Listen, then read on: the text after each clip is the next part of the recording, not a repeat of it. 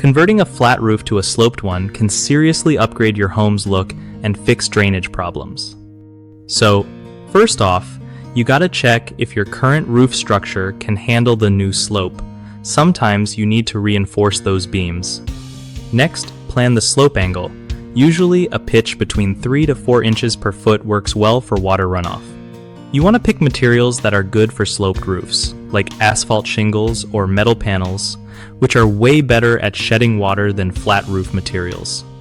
Don't forget about waterproof underlayment to keep leaks at bay under your new roof surface. It's smart to hire a structural engineer or a pro roofer to make sure everything's safe and up to code.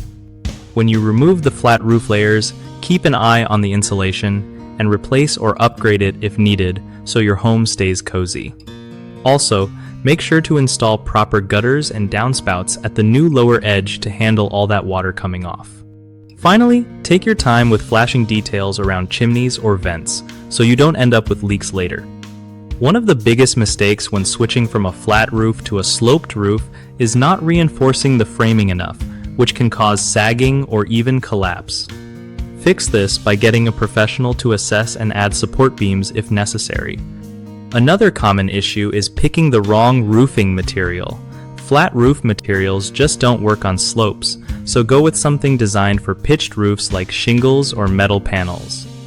Lastly, people often overlook proper drainage systems, leading to pooling water and damage.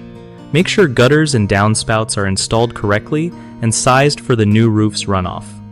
BigHomeProjects.com helps homeowners connect with trusted local contractors who know exactly how to tackle jobs like converting flat roofs to sloped ones.